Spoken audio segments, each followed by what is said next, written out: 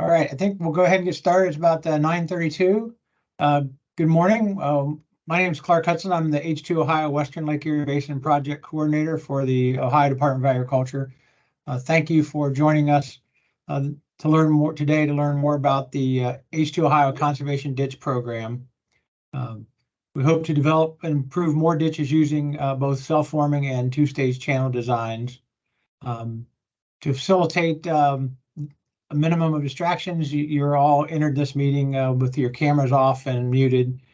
If you have questions that you would like answered throughout the meeting, please use the chat feature by clicking the chat icon at the top or left of right of your screen and typing your question into the chat box. We will read your questions and provide answers to those during the call and at the end of the presentations.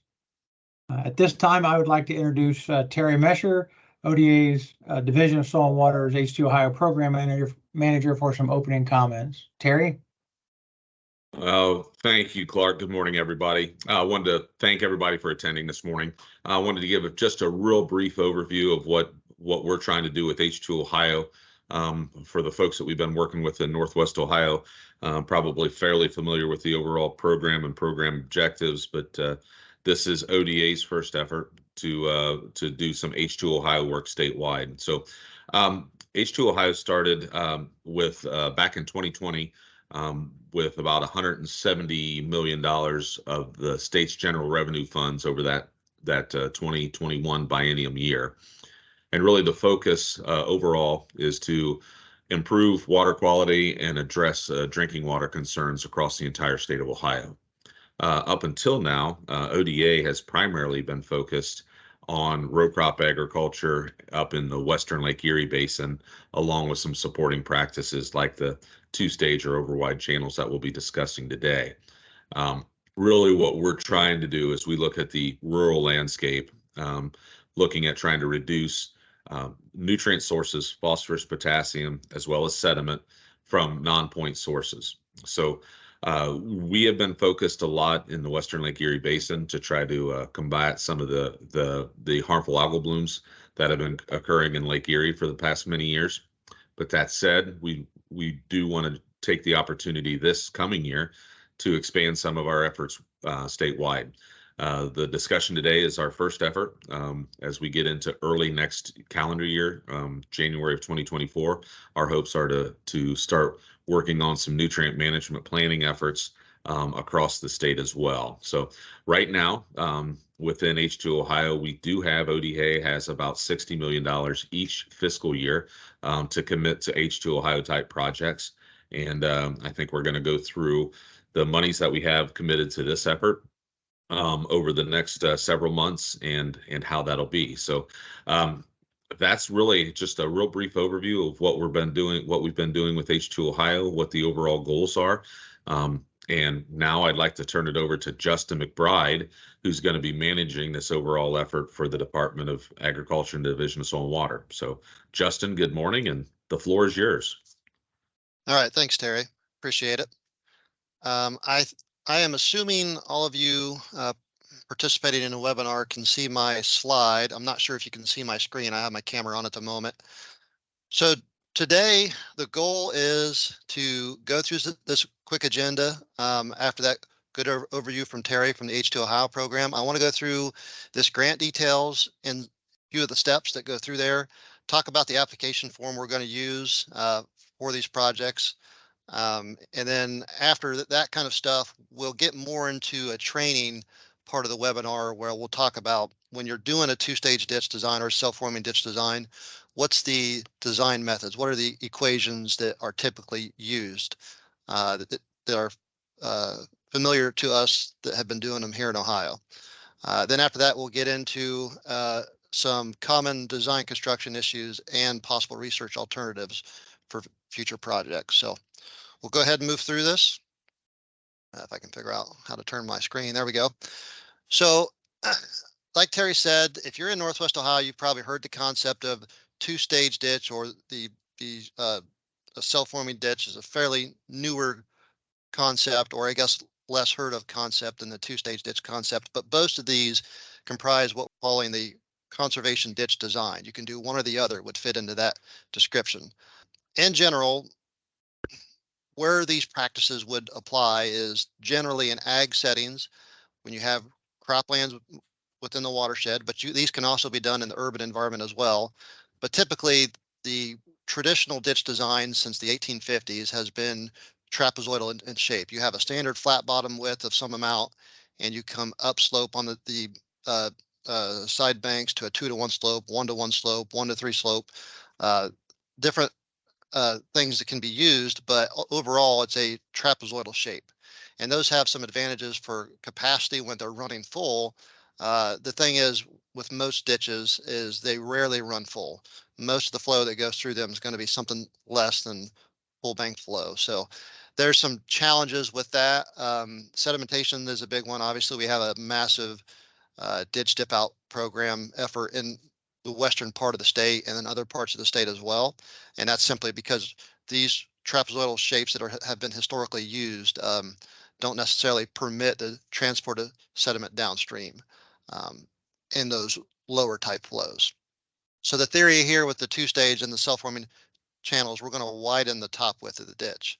And it could be as much as 3 or 4 times the top width of the existing trapezoidal ditch, or it could be very close to what the original ditch was, depending on the existing situation. So every ditch is going to be different, but in general, I would expect the overall top width increase of roughly 2 to 4 times what the original one was.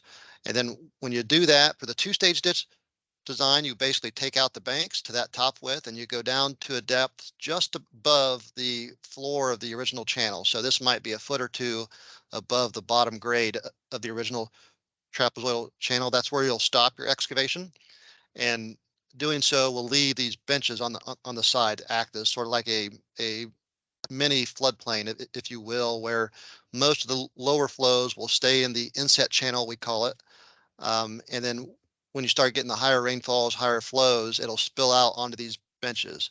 And doing this type of a design, it creates that sort of a flow situation, provides some advantages here. And you can see there's a list of different things that provide. Stabilized ditch bank is a big one. If you're in a situation where you have a failing bank scenario, banks are slipping in everywhere because the base flows are eaten out at the toe of the ditch and you're having bank slippages, putting in a two-stage ditch design like this with those benches kind of locks those toes in and keeps it more stable, and you have far less bank stability issues. In Northwest Ohio, that's not a big issue, but in other parts of the state that may be an issue. But the other big advantages you have is because you're widening the top width, you're increasing the overall cross-sectional area of the ditch, and doing that alone just increases the ditch capacity, how much CFS it can fit, but also storage capacity. So there is some water detention things that occur when you increase that overall width. And by permitting the flows for the low flows to go in the inset channel, the smaller channel in the bottom here, and if you can see my cursor here, this is what I'm talking about right there. That allows those smaller flows to pick up a little higher sort of speed to go through there and let sediment transport downstream more effectively. And you don't have as much sedimentation occurring in that bottom section. Okay.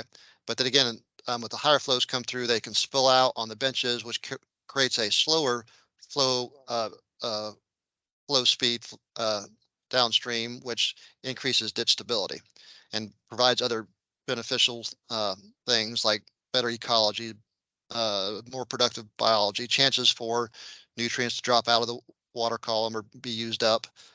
So there's a number of benefits for the two-stage ditch design.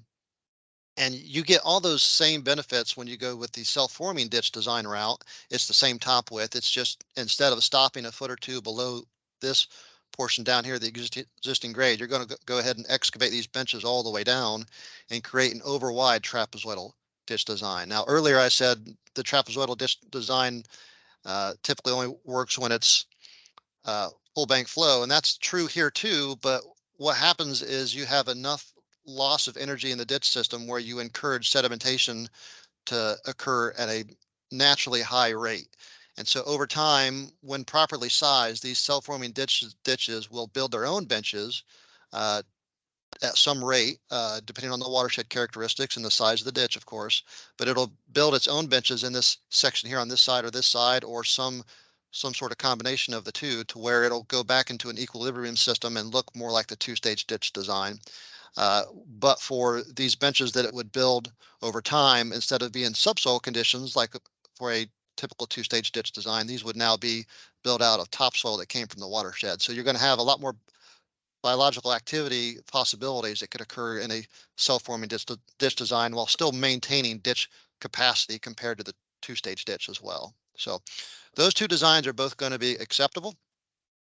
The grant itself really has one major requirement. It's got a couple others sort of standard requirements, but the one major one is whatever ditches go through this program and participate, get approved, and get constructed, the end result is that ditch project needs to be placed on the county maintenance program, meaning that it's going to be on the county ditch fund in perpetuity, so that the state has some sort of reassurance that if we're going to provide funds for this ditch construction, we have some guarantee that this ditch will be maintained properly in perpetuity. So these projects, the reason why the folks that can apply for these grants are the county engineers and the soil and water conservation districts, is because they need to be placed on that program, and those are the agencies that typically deal with those in each county in Ohio.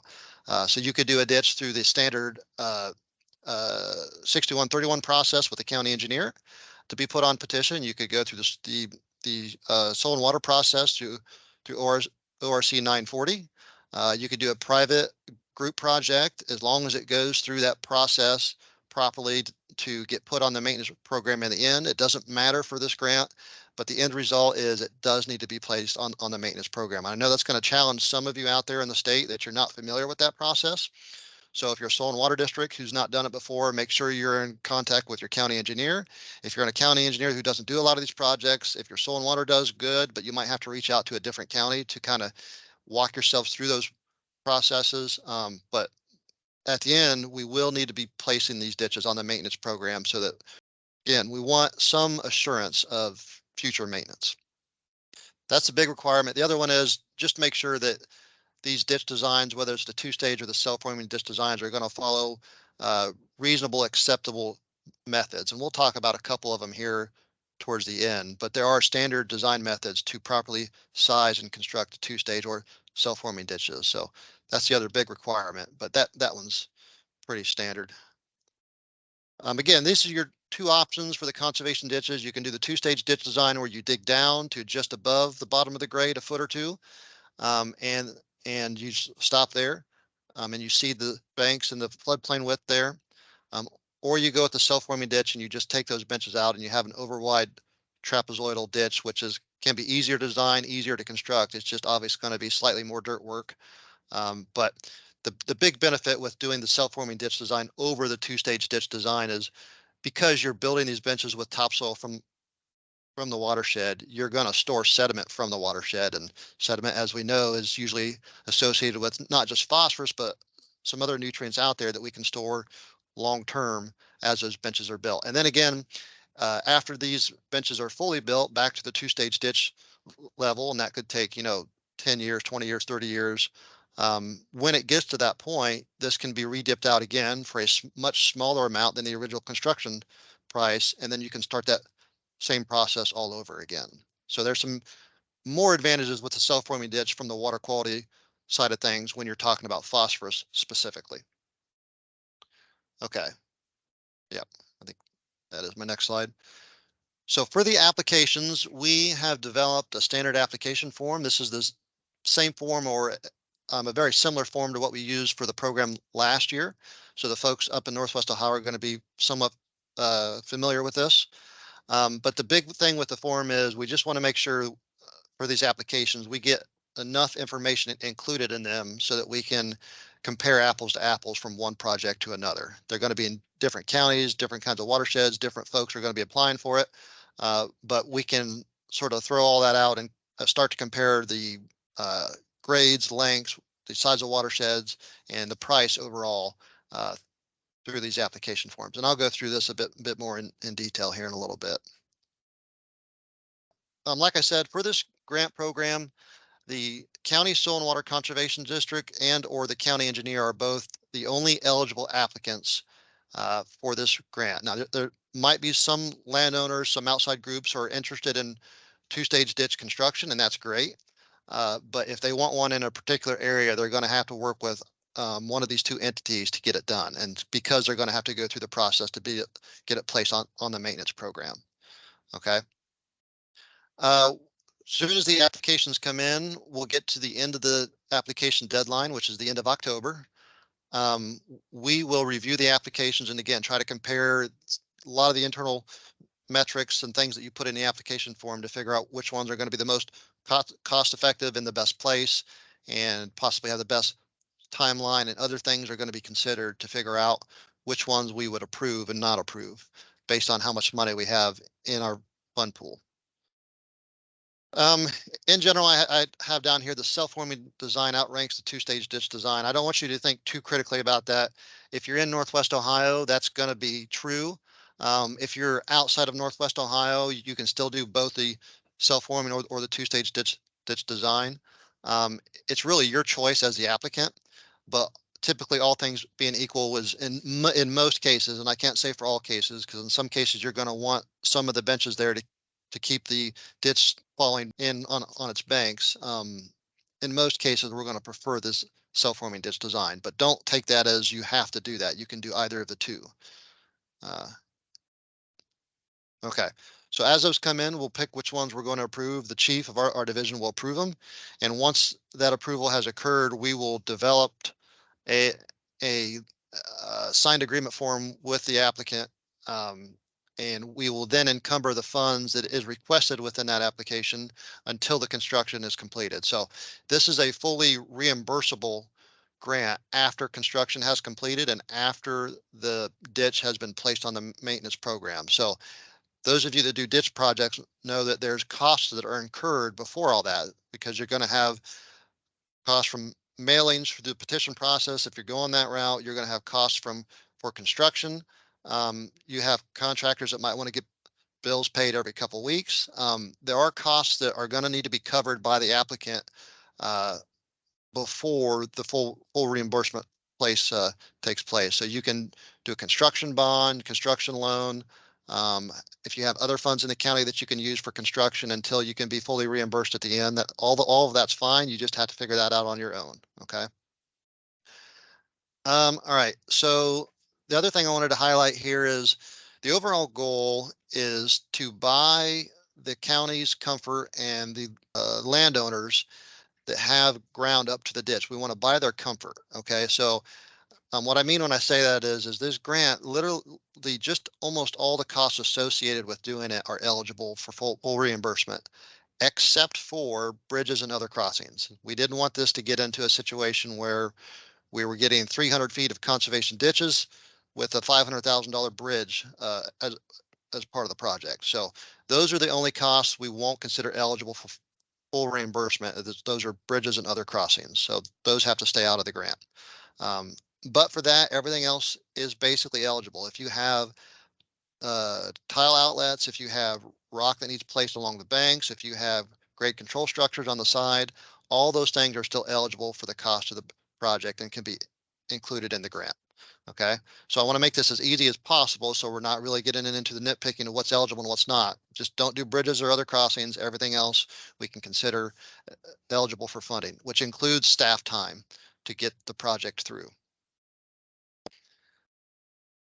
Okay, at the end, once the ditch is constructed, there's obviously going to be final bills that's going to be submitted. If those are less than what the grant application was, then that is what fund reimbursement you'll get. It'll either be whichever's less of the construction cost, the actual cost to construct it, or what you applied for. So for example, if you apply for $500,000 for a project and it costs $600,000, it's the $500,000 is what you would get, and that final extra amount would have to be assessed to the watershed through the normal assessment processes in code.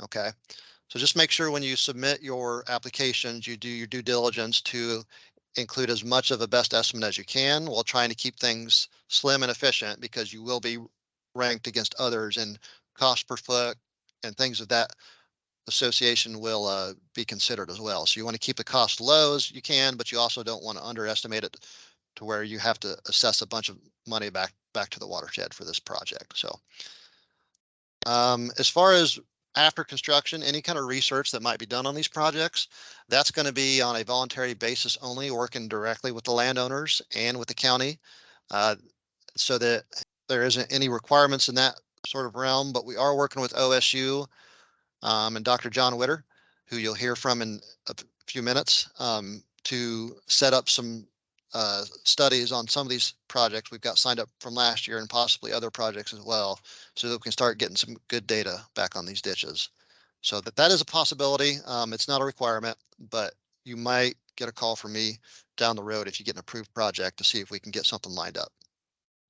All right, I'm going to go through this application form, and I will, by the way, I will email out this form to those of you on the call here this morning. If you're watching this on a recorded video sometime later, just send me an email and I can send this out to you. It's not that big of a deal. My contact information will be on a following slide here in a little bit. The first page here, important date here is this grant starts on August 1st. That's next Tuesday, I believe, and it ends on August 31st. Okay, so there's roughly a 3-month period there to get your applications in. And I want to talk about what's all needed. And in particular, we don't need any surveys. We don't need any engineering plans. We just need to know what's the length, what's the rough size that you're needed, and what's your estimate. Now, some of those things you'll need to do some due diligence to figure out, but we really only need a few sheets in this application page to be able to put you through the final ranking period. Second page here, just some sort of general information. Terry went over some of the H2Ohio basics earlier.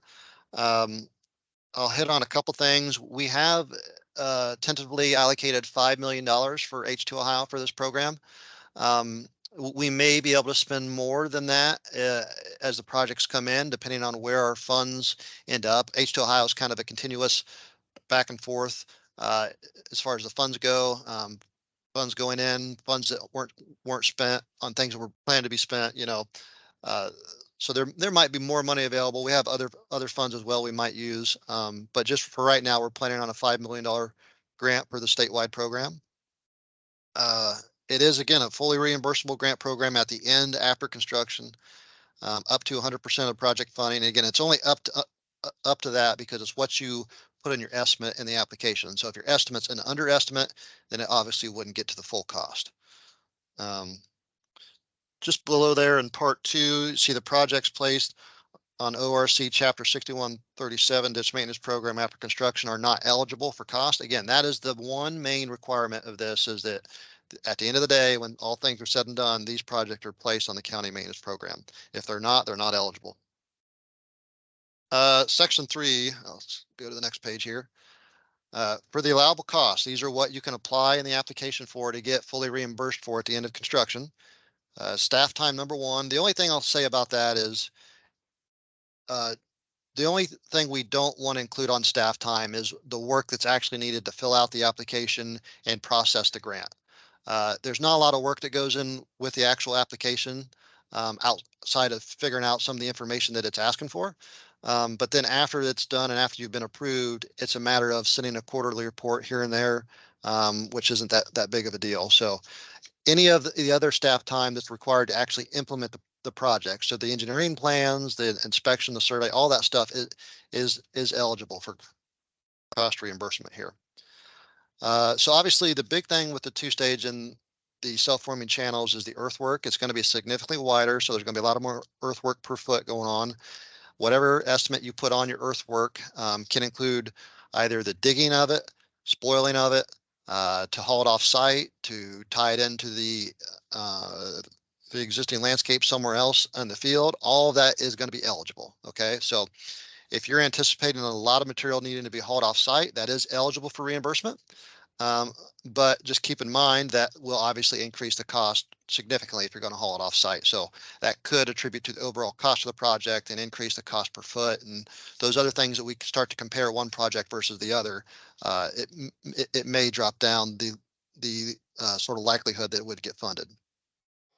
Structures and appurtenance I talked about. Again, everything's applicable for this grant except for bridges and other crossings, and seeding as well. Any kind of seeding you're going to do, standard grass seeding mix is fine on ditches. Some people like to go above and beyond and do the warm seeded native hydrophytic vegetation on the benches. That's fine as well. All that is eligible for reimbursement. In section 4, there's a sentence that says ODA is not responsible for future maintenance costs as required by established county maintenance program. So I want to hit on this is that in the agreement, if you get an approved project, it's going to say specifically, you shall not assess at any time ODA, us, for this project just because you got the grant. Now, if by some chance ODA has some ground in the watershed, which is going to be a very rare case, but if that does happen, that's okay. But you can't assess ODA for the purposes of this grant. You can't say, well, they want us to do this grant, so they're getting a benefit, so we're going to assess them. No, the agreement that we'll give you and you'll sign says that you won't do that. Now, any other state entity that has ground in the watershed, certainly, that's all those are still applicable as normal. Okay, the eligible applicants, we talked about soil and water districts and county engineers in part B down there in section 4. Again, this is a statewide program. I don't know if I hit on that as much in the beginning, but the program we had last year in 2022 was only eligible for 24 counties in Northwest Ohio. And this program is statewide. If you're a county in Ohio of one of the 88, you are eligible. That county engineer, that soil and water conservation district, you are eligible. Okay. All right, let's go on to the next page. Private landowners are not eligible. I talked about if you have someone interested in a 2-stage ditch, that's great. Just say that those folks will have to work through your office to get this application put in because it's got to go on the maintenance program. Okay, down in part 2 of C down here for the project evaluation, you can kind of see all the different things that we're going to consider when we go through the final ranking process sometime after October. Don't pay too close attention to any one of these things. They're all going to kind of have sort of equal weights, but in general, if you choose a design type, all other things being equal, self-forming is probably going to be the more preferred. All other things being equal, we're going to want flatter grades than steeper grades, probably longer ditches than shorter ditches, things of that nature. None of them are the number one thing you have to do. It's just all these things we're going to consider at the end of the day to figure out which of these projects are going to be the best ones that we would like to approve. Okay, next page for the method of payments. Payments to the grantees will be made on a reimbursement basis. I've said that several times now. There will be no funds distributed to the grantee until construction is fully completed and it's placed on the maintenance program. All right, I can't stress that enough. Whatever costs are needed to be paid before then is totally on the applicant. Whatever route you have to do, construction loans, like I said, whatever it takes, that's on the applicant.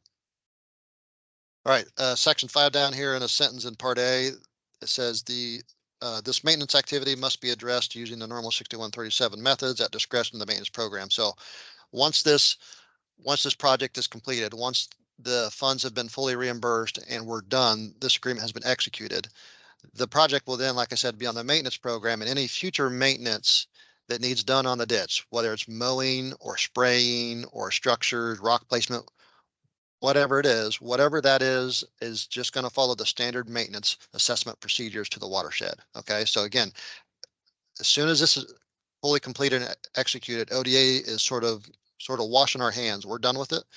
We've done our part. It's on the maintenance program. Now it's up to the county to take care of from that point on. All right, let's get into the frequently asked questions. I got a couple of them here. I'm not going to read through all of them. You will get this. Like I said, I'll send it out here in a little bit after this call today. Can I make changes to my project after have selected for funding? Once the agreement is in place, and I expect agreements will be in place in December, January timeframe. Once they're in place, that overall project was selected based on the merits. If something changes on the merits, that's something we might want to consider as we move forward. But for the most part, we would like them to stay as consistent as possible from when you originally applied for it with this application form. So try to do your best and don't overshoot, don't undersell, But see if you can do your best in getting those estimates as accurate as you can. Okay, a little bit further down there, how long do I have to complete my project? This is the other thing you're going to want to know is when these agreements are put together and you'll get them in January 2024, let's say, for a project that's fully approved, you have until December 31st, 2025. So roughly 2 full years to go through the petition process if needed and get the ditch constructed. Now that is kind of tight, but it can be done. But those of us who know that do the petition stuff know sometimes things can get drug out quite long, but because this is a fully reimbursable program, we're hoping that you'll step it up a little bit faster to get that money into your county for these types of projects.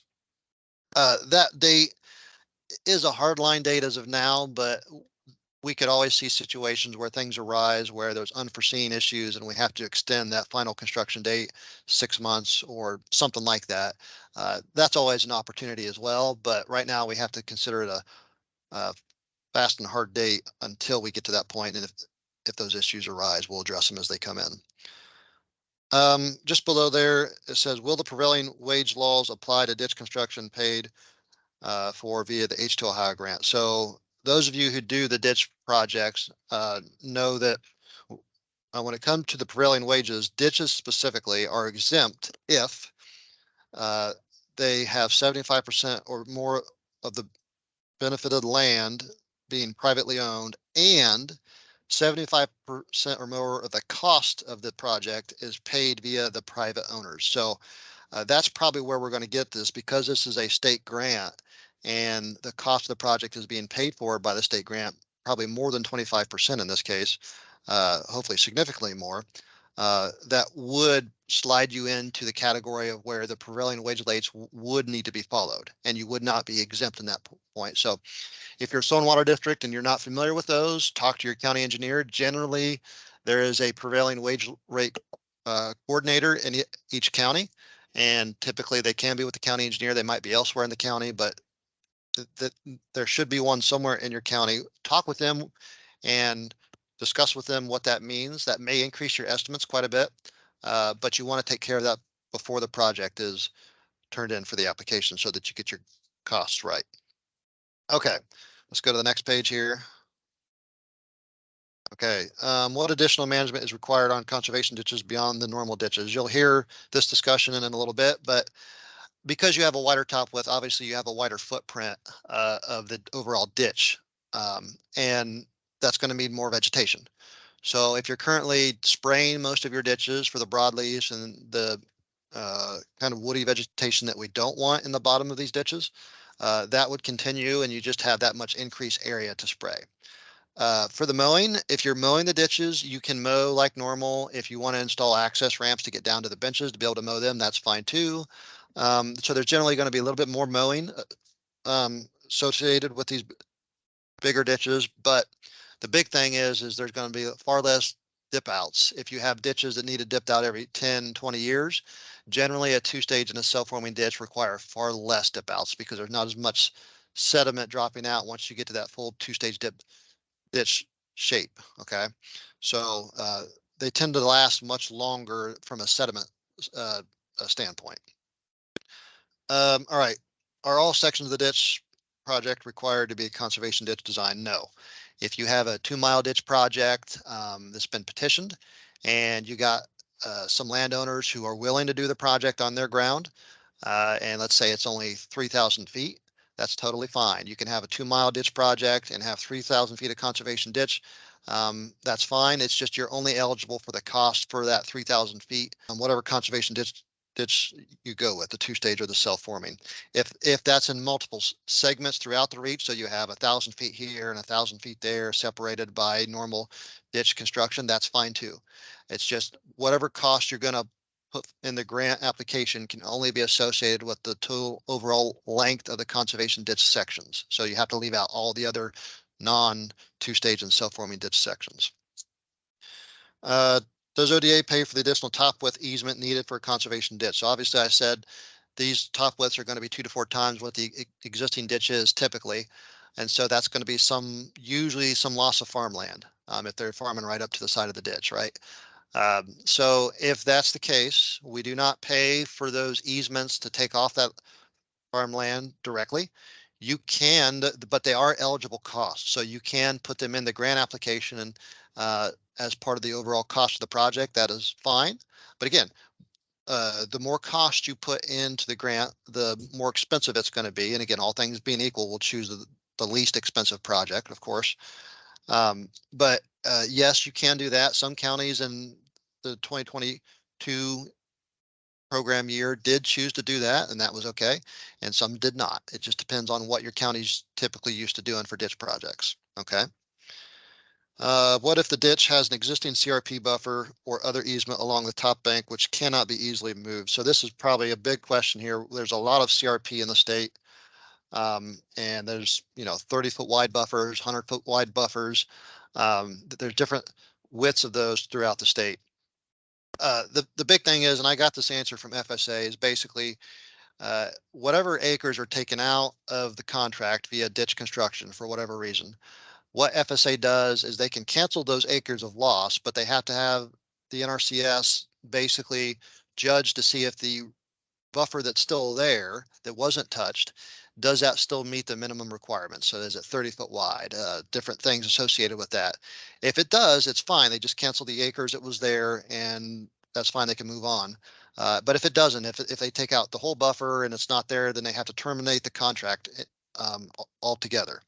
Now, if that happens, sometimes FSA will ask for the money back that they've paid to that particular landowner. In which case, if you want to cover those costs for them, that's fine. That those are also eligible. But in many of those cases, if it's outside of the owner's control, they can request to the county committee or the state committee to waive those sort of refunds for that loss of acres. So there are routes to deal with this, but just know that it should be a conversation with the landowners and with the FSA office, with the NRCS office, with the Soil and Water office, and do your due diligence before you apply to make sure that if you're going to have those issues, do you need to include extra money for the grant, and are the landowners okay with that, with where you're planning the 2-stage of self-forming ditch sections? Okay. All right. The next page talks about the design equations, which I'll get to in a little bit. The project application process and timeline. You can see in here, I got the dates. So this is starting Tuesday next week. That is the entry. You can fill out these applications and turn them in from any time starting Tuesday to the end of October. All right.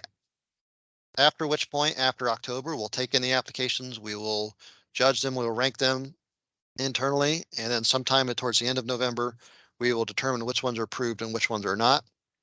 And then after that, hopefully before, like I said, the end of January, I would hope. It says at the end of December, but it could be the end of January. We'll have inset agreements for these projects, the ones that were approved. And then from that point, you have until, like I said, the end of 2025 to fully construct the project. All right. The first 9 pages of this application form are sort of the how-to. And then the remaining 8 or 9 pages here are the ones you're actually going to turn in to us when it comes time to turn in the application forms. So the first one here is the standard application form for information, basically who you are, where you're at, and what your contact info is. Second page of Form 1 is going to be the ditch name, the HUC 12 code, where it's at. The type of design you're going to do. If you're going to do both, that's fine. You can have one ditch that does both the 2-stage and the self-forming. That's totally fine. The GIS coordinates where it is, and the total funding request is important. That's your overall estimate for what you're going to request from the grant. Okay. Down below that, you have some characteristics of the project. So the total length of the 2-stage and the self-forming sections, minimum grades, things of that nature. These are the things that we're going to put into a spreadsheet, and we're going to kind of weigh one project versus the other with the total funding request. Okay. All right. Next, application form 2 is your actual budget breakdown. And again, this doesn't have to be this specific sheet here. If you want to create your own Excel sheet where you break down your own costs that you're applying for, that's fine. Just make sure it is turned in with this application form in one PDF. But these are the kind of things we're looking for. The stuff that are eligible, like I said, basically anything needed to make the project work, the kind of things we're not looking to provide cost share to, are these down here, the bridges and crossings, trail construction, boardwalks, things that have nothing to do with the ditch, basically. Those type of things we don't want to see on the budget. Let's see here. Let's go to the next page here. Form 3, just some general questions. What's your design method? If you choose to use a different method than what I'll talk about here in a little bit, put that down here. Send me all the documentation for that kind of method. If you have some regional curve that you know works in your part of the state for a 2-stage ditch design, let me know. It's not that we're saying you can't do something different than what I'm going to show you, but we're going to be suspect of it if it is different and ask you to prove that it's appropriate for your area. Permits for any kind of ditch project, whether it's through this grant or otherwise. Obviously, those of you know that do it, there's always things you got to get cleared with ODNR. If you go 6131, there's EPA stuff with the wetlands. There's sometimes the U.S. Army Corps with different things. So those all still apply. This doesn't give you any kind of workaround for any of those other permits, but if you do think you will need them, put them down here and give us an example of why you think you'll need to go that route. Let's see here. Go to the next page. Form 4. Form 4, I want you to put an asterisk to when you get this. Form 4 is generally for the soil and water districts. It's more or less a form for the district to use with their soil and water board that essentially delegates authority for the district administrator or the district engineer or technician to go through this grant process. It's not always needed. Some boards like it, some boards don't. I'm not going to absolutely require this for the application. So if it's not filled out, that's not a big deal. But the one that is a big deal, and this applies to the soil and water districts and the county engineers, is this one right here. At the end of the day, the county commissioners are the ones who are responsible for the ditch maintenance fund, right? So they're the ones that have to approve this stuff in the end. And so I want to make sure if you're applying for this grant, you have talked to your county commissioners and we have something in writing. Doesn't have to be this form. If your county prosecutor has a different form or a different way they want to fill it out, that's fine.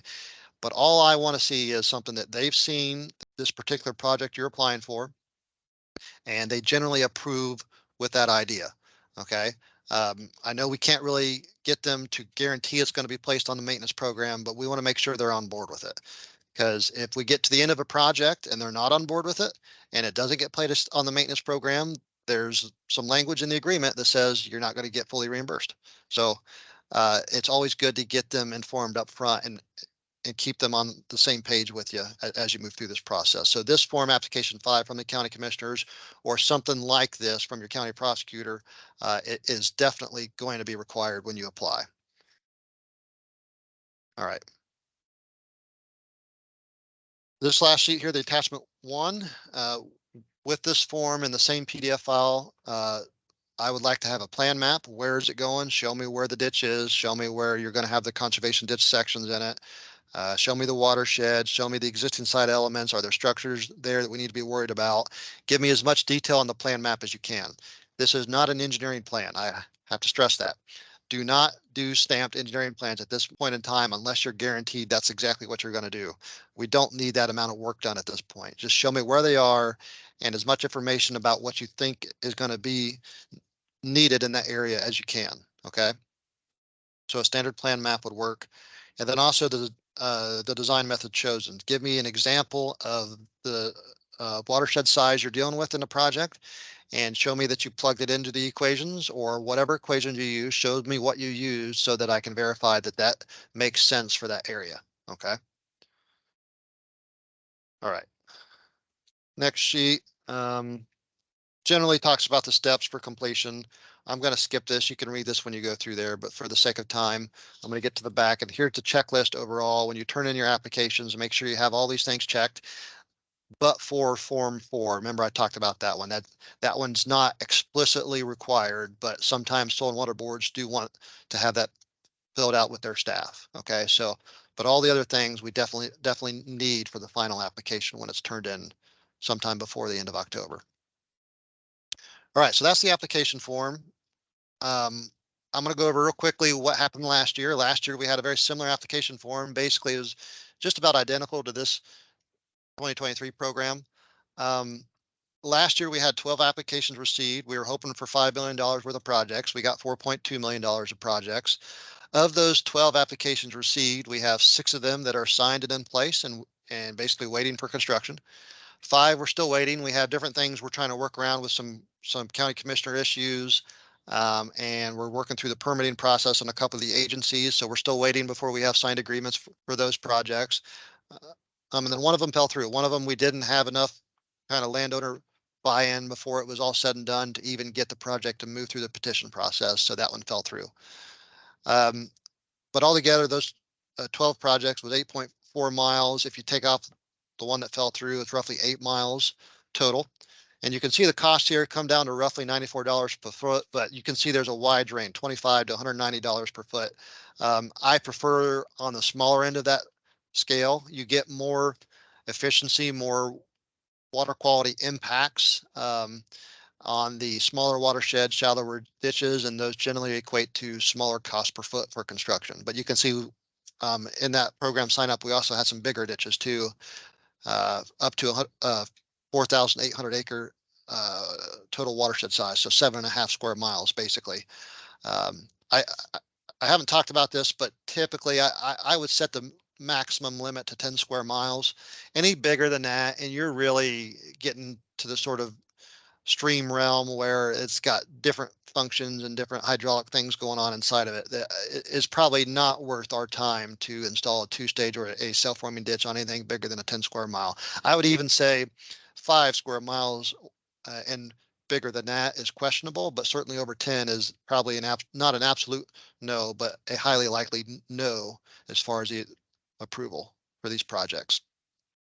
I also put down there the price per acre of watershed per foot. So you could start to get an estimate and say, okay, if my watershed's this big and I have 1,000 feet of ditch, you can kind of do the math to figure out sort of where you fall in this. These are the projects that again applied for the 2022 program. These are their locations in Northwest Ohio. I'm not going to spend a whole lot of time on this, but you can see they were kind of spread out throughout the area. Some of the challenges we ran into is the applicants did a really good job going out there and talking to the landowners who would have to deal with the 2-stage or the self-forming ditches on their site. And so getting them on board at the very beginning was key for those applications. There was some challenges to try to figure out how the assessments work when you have a grant-based project. I think we've dealt through most of those. Some existing maintenance, if they're on the existing maintenance program, there's some questions if you're going to widen the top width of the ditch, do you need another petition or not? Again, every county interprets it differently. I've heard answers on both sides of that, whether you have to do it or not. And I'm not a lawyer, so I'm not going to weigh in one way or the other, but just know these are things that people tend to ask as we went through last year's program. Sometimes H&H studies are going to be required if the ditch is in the floodplain. Even if you're going to haul the spoil out, they sometimes still require that. If you are required to do H&H studies, those are eligible for the grant. I want to kind of separate that out from some of the other studies that have been required on ditch projects, like from ODNR. They might require a BAT study or something like that. Those things we're probably going to say, we're not certain that we'll pay for those kind of studies. But for an H&H study where we're doing a change to the hydraulics, that makes sense to us. But for the ODNR sort of studies that they like to see, we would probably prefer to avoid those if at all possible through the program, if we can. All right, let's go on here. So that is the grant program in a nutshell.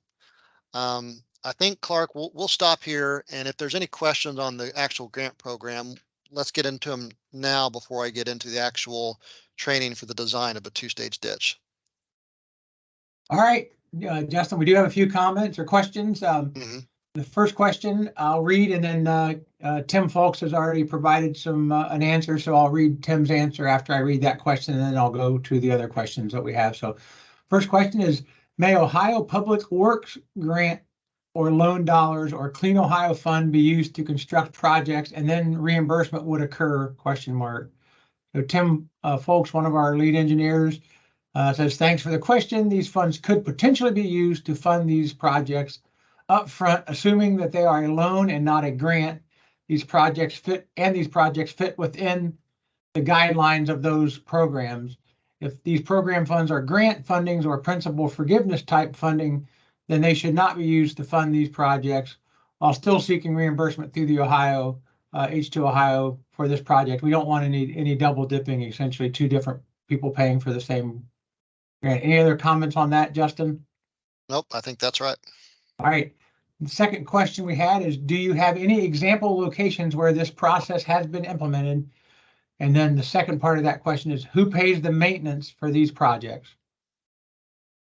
Yes, so last year was our first program, if that's what you're asking, if we have any examples where the program has occurred yet. So those projects, I think the first one is going to start construction here, if not this month, maybe in September sometime. So they are going to start soon, but we haven't had a finished project from the grant program yet. Now, if you're asking two-stage and self-forming ditches in general, yes, we have 20 or so installed examples in the state that if you have an interest in knowing where those are, we can get that to you. You can send me an email after this and I can get you that information. But we do have examples of those projects being constructed and installed and have a decent amount of history on them, 20 years in some cases, I think. So we do have some good data on those as well. I think you'll hear a little bit about that towards the end here. And within the chat there, Jessica D'Ambrosio did provide a link to a map that shows where all these projects are. So check that out in the chat. That's exactly who I was going to get it from. So thanks, Jess. Okay. I think the second part of that was who pays for the maintenance of these projects. Again, if it's on the county maintenance program, the standard maintenance assessments that are associated with the watersheds are going to be broken up how the county does them typically. And so it's not going to be ODA to the state of Ohio for the purposes of the grant. It's going to be the normal assessment method. All right. All right.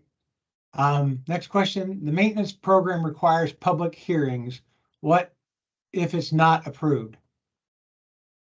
That's fine. If we put an agreement together by the end of the year and you have a hearing later on that next year in 2024, and that hearing fails and dismisses the project, we'll just cancel the agreement. There is some language in the agreement that if we cannot proceed, we can cancel the agreement. And if we have some money left over and we have some projects that we weren't able to approve at the end of this year, then we might be able to go back to those projects. So there's no penalty for that occurring. That's a standard known process and you can't control everything. So if it fails, and we'll just cancel the agreement and we'll move forward. If the hearing occurs after construction, which I don't recommend, and it fails, that's where the issue is. So do your due diligence just with the county commissioners so that they understand, hey, if this fails, the county is out whatever money it takes to construct the ditch. Okay. But again, that's generally not how it's done. So hopefully all that's taken care of before you actually start putting any bills together for the construction of the project.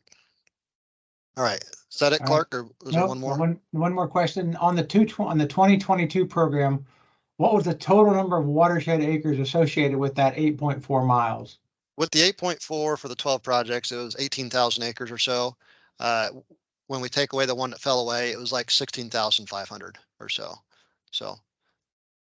And the last is just the comments from Jessica that directed Tyler Okay. to the email. So we're caught up on questions at the time. So if you have any other questions you'd like us to address, please type them in the chat box now and we'll get to them before we close the presentation. All right. Thanks, Clark. I'm going to get going here because I want to leave a little bit of time at the end for John.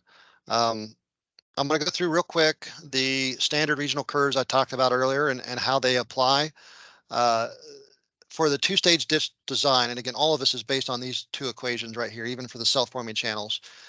Generally, these are the ones we use to size a two-stage ditch. So we have the term W and D down here. So this is going to be width for the inset channel top width, and this is going to be the depth of the inset channel. And by those two, I mean specifically this width from the top of the inset channel, this section here, this width there, that's W. And then the depth, of course, is the depth of the benches for the two-stage ditch, okay? And so you plug in the drainage area into these equations for DA. That's down here, that's in square miles. So if you have a watershed in acres, convert that to square miles, and you plug that right in there for DA. And then you come up with whatever feet is required for this inset channel. Then to determine the floodplain width here, that's a choice. That is a choice between 3 to 5 times the channel width. So if you plug into an equation for your watershed and it comes out to be 10 feet, let's say for this point here to that point over there, full top width of the inset channel, then the floodplain width of the benches is 3 to 5 times that. So if you choose a 4-to-1 ratio, then the overall floodplain width here would be 40 feet. Okay, so this 10 feet is included in the 40 feet. That's all part of it. So think of this in a cross section, when you get a big enough storm that spills over onto the benches, the full floodplain width right at when it first gets on the bench is 40 feet wide. Okay, now this bench width here is simply the full floodplain width, subtract the channel width, but this bench width can vary. It can be, 20 feet on this side and 10 feet on this side. It doesn't have to be exactly centered in the middle. Okay. Same thing for the depth. When you plug in the square miles of the drainage area, it'll probably come up to somewhere between 1 and 2 feet in most size watersheds. And whatever that is just the bench height that you need to dig down to and stop. And that's what's left after the 2-stage ditch construction. Okay. Some things to consider is we do not recommend one side construction where all of the bench width is on one side of the inset channel.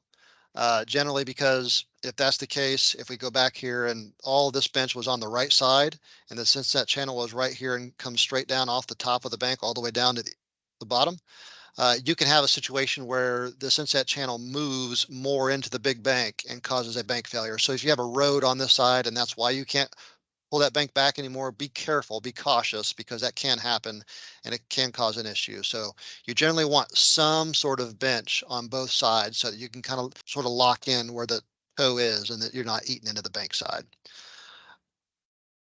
Flooded width size, okay, we talked about flooded width size.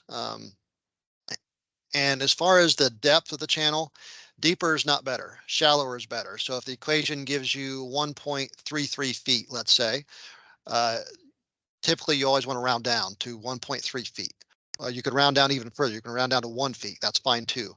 It's okay to go shallower on the depth, so a shallower bench depth, but don't go to a deeper bench depth because you can get some odd energy issues that cause that thing to start cutting around, causing all kinds of issues within the ditch. Okay, so on the depth, always go shallower, not deeper.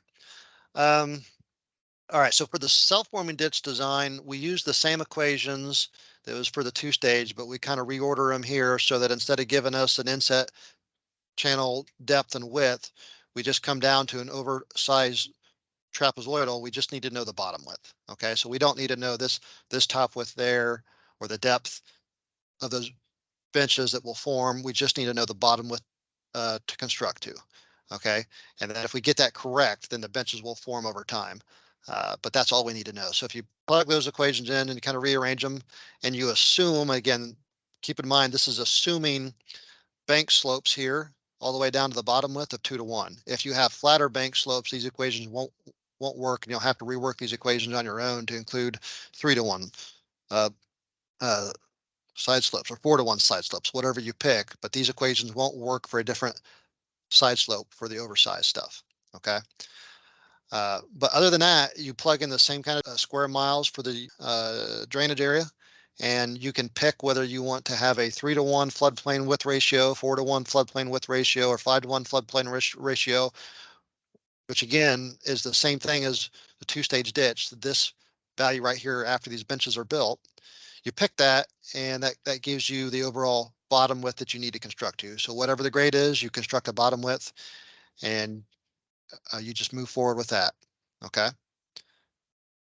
So if I go through a quick example here and you run through some given information about a certain site, you have a total watershed of 2.5 square miles, an average grade in the ditch of 0.1%, and you're going from a trapezoidal ditch that's 8-foot bottom width and a 5-foot depth, a 2-to-1 side slope. for an overall top width of 28 feet, which has an existing capacity of 218 CFS. You go from that, let's install either a two-stage or a self-forming ditch and figure out how this changes and how much wider it becomes. You plug in this 2.46 square mile size for the watershed into those equations, and you get the sizes on this next slide I have here. But keep in mind that these storm discharge data that we have here, this QB, QA, then the 1 year, 2 year, 5 year storms, keep in mind what they are and understand that right now the existing ditch consists in this example is somewhere between a QB and a QA flow. And I'm not going to get into what these are, just to understand these are different flow equations we use for different size watersheds, but it's somewhere between the two. It's not even able to carry a full 1 year storm of 400 CFS or something more than that. If I plug into the two-stage ditch equations, I get the inset channel width of 10.1 feet and the depth of 1.3 feet. I'm going to assume I'm going to choose a floodplain ratio of 4:1 because that's what I want. And that makes my total floodplain width of 40 feet. And I'll show you a cross section here as an example. But the overall top width, when I have a 5 foot deep ditch and I extend the top widths to meet all these things that I've chosen, the overall top width becomes 54.8 feet. And my bankful capacity becomes 452 CFS. If I were to choose these self-forming ditch design and we plug into this equation for the 4:1 floodplain width ratio, then I have a bottom width of 35 feet about and a final top width of 55 feet about, and a bigger bankful capacity than even the two-stage ditch because I simply have more cross-sectional area from this. So I summarize all those things by saying the existing trapezoidal ditch that's there has a top of 28 feet. If I do the two-stage or the self-forming ditch design, it's going to be roughly 55 feet. So we're nearly double, in this case, the top width, which is not the worst case scenario. Sometimes they can be even bigger than that. The existing ditch capacity is 218 CFS. We've more than doubled that with a two-stage, and we've tripled that with the self-forming ditch design. So you have significantly more capacity after construction. And you can see here that before we could carry the QB storm, with the two-stage ditch design, we can now carry the Q1 storm and self-forming even more with the Q3 storm. And again, that's all because we increased the cross-sectional area, which again means we have to take out more dirt. We have to take out 3 cubic yards of dirt for the two-stage design and almost 5 for the self-forming ditch design. Okay. Both the two-stage and the self-forming designs reduce flooding occurrence due to increased capacity. You can see that, right? If we can increase capacity, we should be able to reduce flooding. But you got to remember there can be restrictions in the stream, bridges and culverts that restrict that overall flow. And so just because we theoretically could carry that amount doesn't mean that the actual system's going to be able to. But we do have increased storage volume that will provide detention capabilities that will be helpful to overall flooding issue as well. And the other thing to keep in mind is when you do a self-forming ditch design that's the overwide trapezoidal, it will build its own benches over time and eventually come closer towards a two-stage ditch design. So it's going to lose capacity over time and eventually get to somewhere around the two-stage ditch capacity once it's done filling its banks. Okay. So for an example cross section, you can see here real quickly, in black is the existing ditch cross section. Okay. In blue is the two-stage ditch cross section.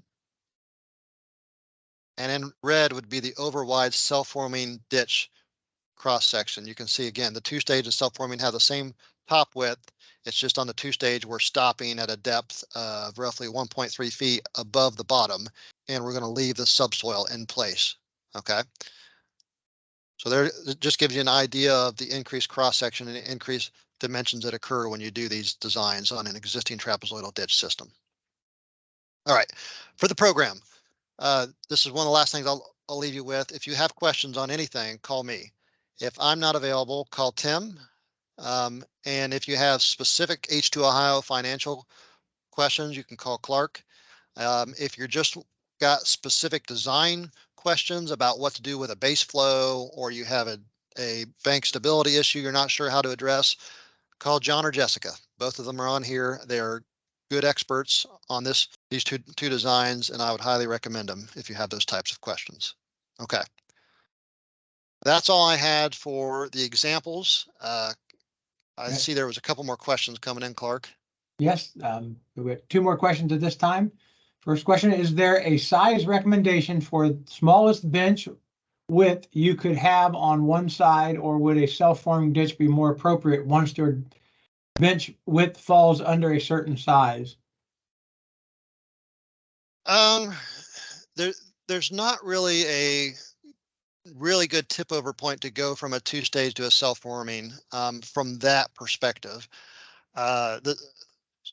Some of this will be kind of regulated by the size of your watershed from the equation. So one thing I would say here is I would not recommend a watershed size of less than a couple hundred acres. I know we had a couple projects from last year, but typically when you have smaller projects like that, it's really hard to get those benches put on one side than the other. And the same thing with the bigger watersheds is you don't want to have too wide of a floodplain width either. I don't know, maybe John or Jessica, if you've got another thing you want to add to that question. I don't think there's really a trigger that switches you from one to the other based on the bench width, is there? I think it's a combination of drainage area and slope, because it's got to have enough energy to form a 2-stage system. I've got a picture later on. If you don't have enough drainage area or slope, you'll start to get that self-forming. It's going to be more wetland, and then, it's going to grade. It's not going to maintain that outlet depth. So if you're okay with that, going with a smaller self-forming would be fine. We can still predict what that bottom width may be. Okay. Thanks, John. All right. Next question. Mm-hmm. The assumption of a 2-to-1 side slope is based on what? Is there a way to figure out what slope is appropriate? So the equations I put together for the self-forming channel that assumed a 2-to-1 side slope was my assumption. And I assumed it because in Northwest Ohio, where I deal with most of my ditches, that is basically our minimum, not our minimum, but that is our most occurred slope that I see on our ditch projects. But for the ones that are on an organic soil or a silty soil that is prone to slippage, that's by far the most common slopes that I see. If you have other common slopes you use for ditch projects, that's fine. You'll just have to replug into these equations to get these factors right here different. For the 2-stage ditch design, these bank slopes can be whatever you put them. That doesn't affect sort of any of this information. It'll just affect the overall top width of the ditch. I will say I didn't talk about the bank slopes for the inset channel. Generally 1-to-1 to 1.5-to-1. They're typically steeper because they're not going to be vegetated. Typically they'll be more wet and it'll be tougher for vegetation to grow on them. So they will be a bit steeper, but that's okay. I think that answered that question, Clark. Yep.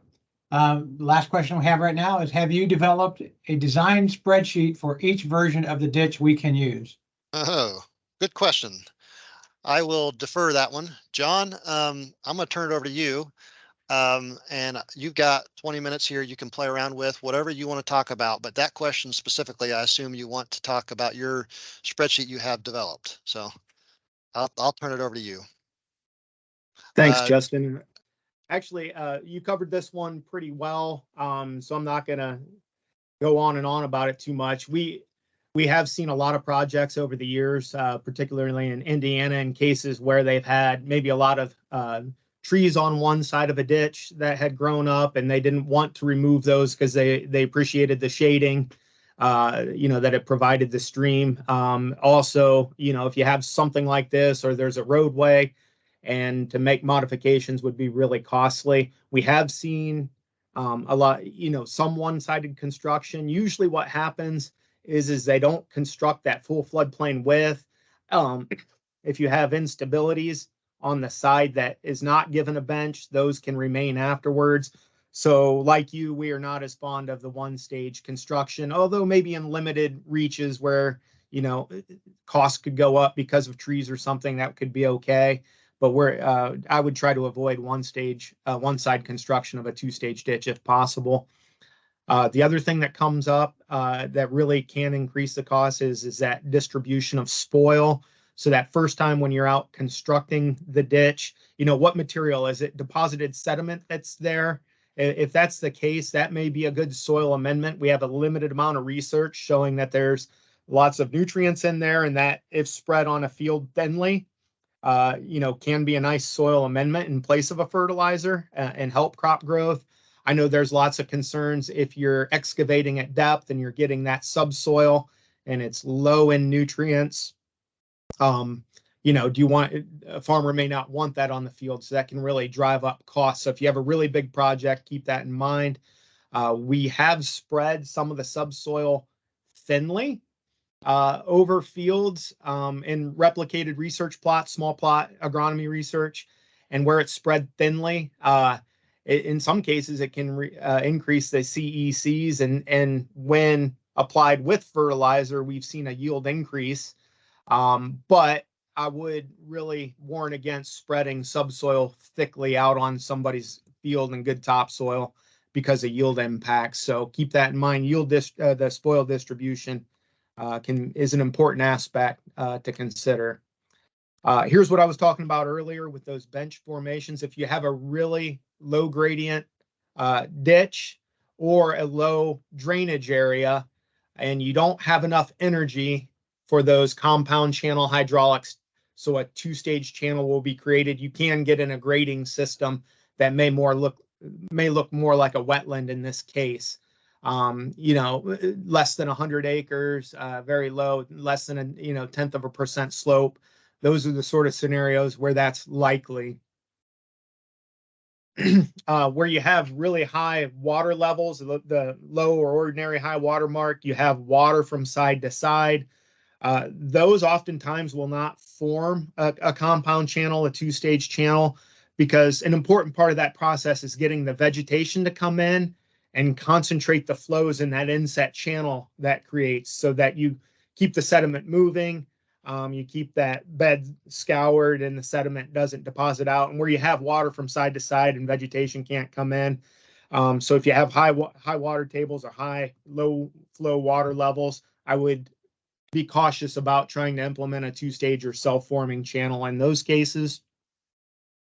I had lots of discussion about, where the tile outlets, normally 3 to 4 feet below the field elevation. But if you have something that comes in, we've seen where there's a 2-stage system where the bed remains scoured, that you can have a good outlet. But if you have a good trapezoidal ditch that doesn't aggrade quickly or frequently, and then you widen that out, you do have the potential for creating sedimentation around that outlet. So if your tile outlet is low in the ditch and it's likely that sedimentation might occur, I would be cautious about implementing a 2-stage or self-forming approach. We've also noticed it's important when you have tile outlets to make sure that there's protection around those, just like in any ditch project, to make sure it's properly protected upstream and downstream, or that you're not creating, that sort of turbulence. I've seen where, you have a big outlet, it can shoot into the opposite side and create erosion there. So just make sure that you're designing good tile outlets like you would in your regular ditch projects. Another thing we have seen in a few instances where they didn't do some soil borings, that sort of thing. Sometimes when you're widening out the benches, you can get some erodible layers that are there. And in this case, it was a clay layer that when it got wet, it just disintegrated and eroded away. Now, the bench did reform through sediment from the watershed. So I would just, be cautious of what layers you might be exposing. And if that layer of soil is really erodible, know what soils are in the profile and how they might react to being exposed to water.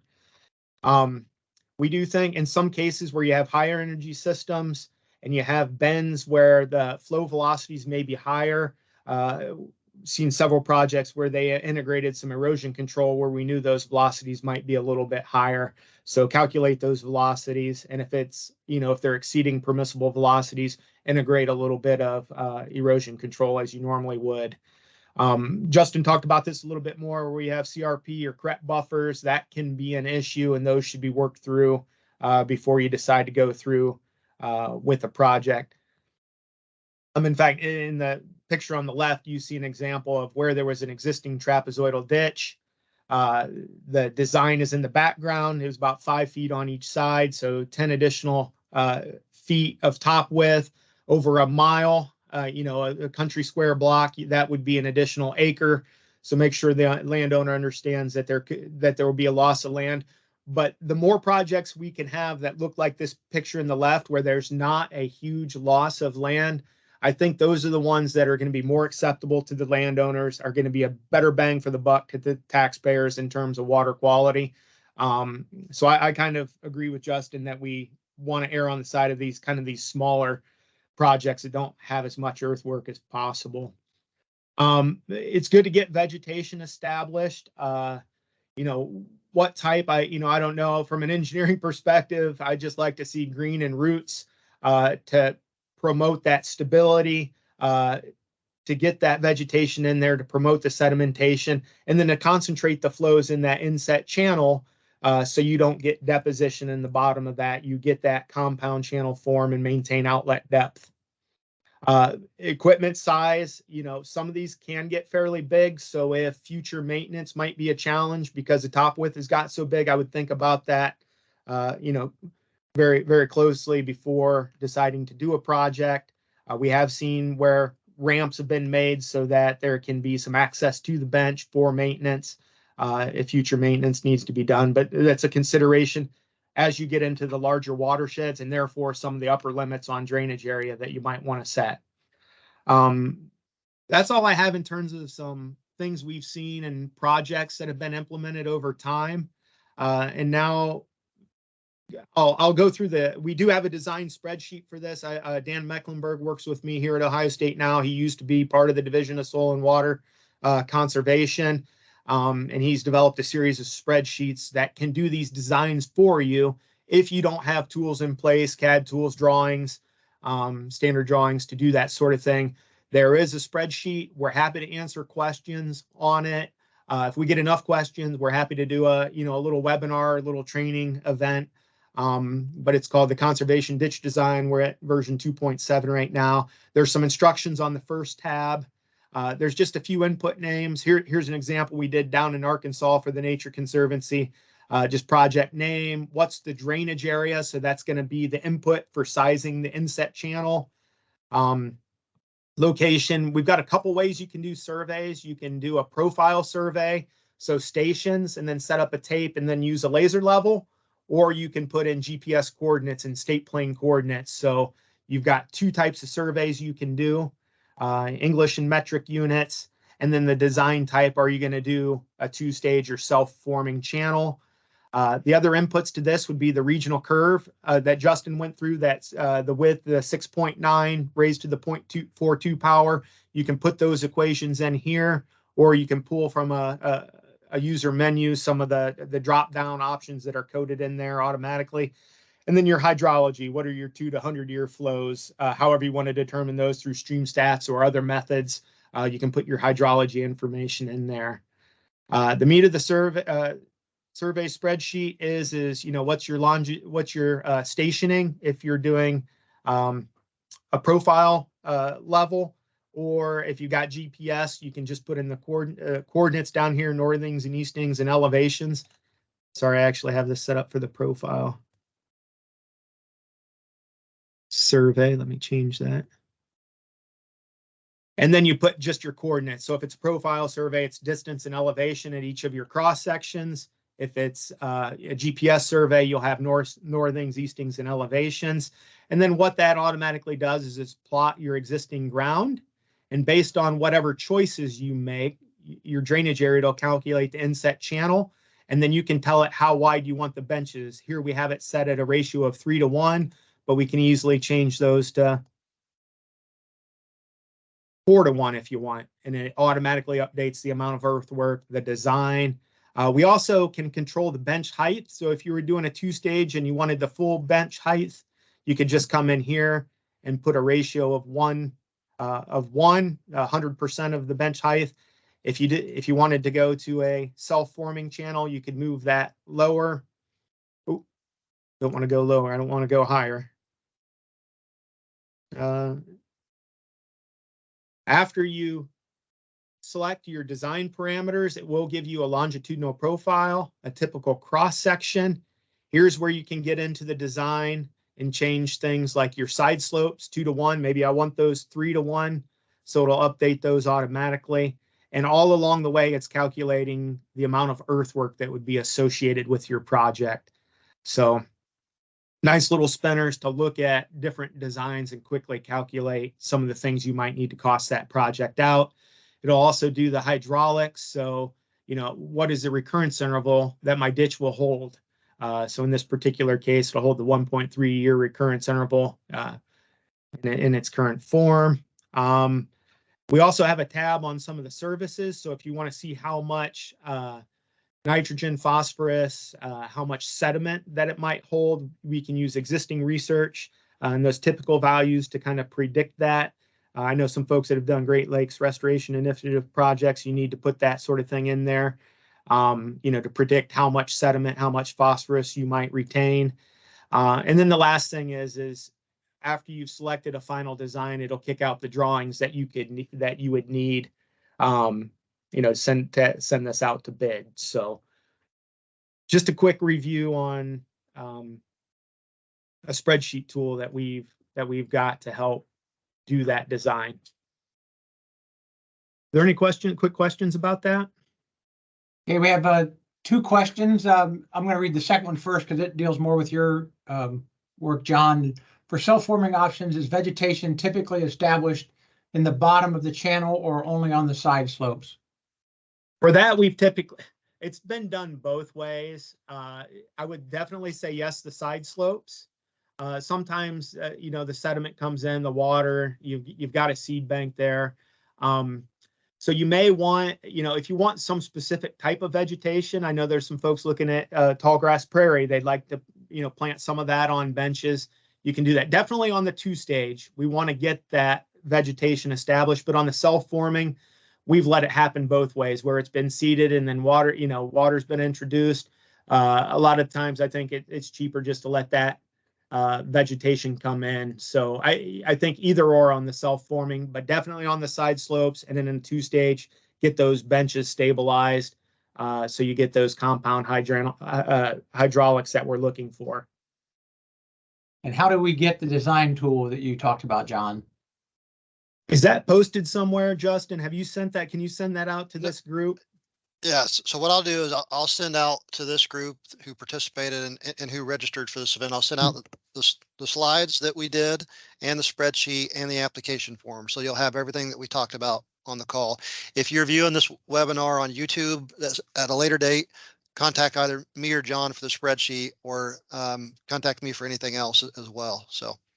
And if there's enough interest, we're happy to do that. If there's 1 or 2 people that need it, we're happy to do it on a one-on-one basis. But if there's 4 or 5 that would like to look at this tool, we might as well just schedule a little webinar. And I think we have one that's populated with an example, and then we have a blank one that you can use for your project as well. So at least you see, what a project might look like before you start filling yours out. One of our other participants just posted the calculator on the chat too. So if you're still on the call and you want to grab it and look at it today, you can just download it from the chat. Other question I had, and probably this maybe more goes back to Justin and our ODA folks. Whenever possible, is there an opportunity to stack other H2Ohio practices like controlled drainage structures? Since these tile outlets will need to be replaced, could that be thought of as an opportunity here?